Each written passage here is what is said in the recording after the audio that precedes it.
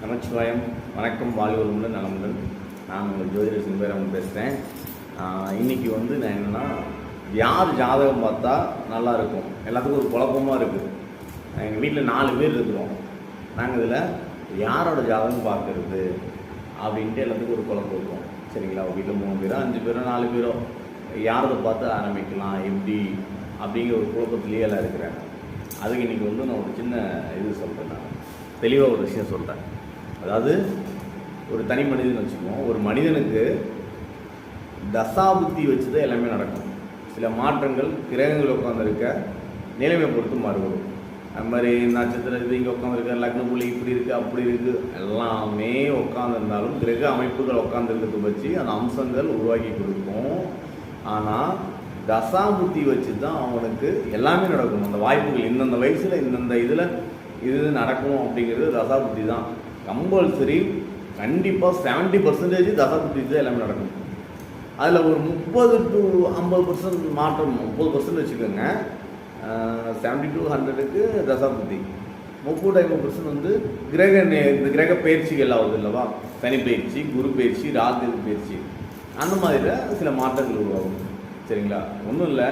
இப்போ செப்பரேட்டாக ஒருத்தர் இருக்கிறாரு, ஒரு அரை மணி நேரம் பயணம் மேற்கொள்கிறாரு. நான் நைட்டு நாமக்கல்லேருந்து ஆண்ட்ராய்டு ராசிபுரம் போகிறாரு.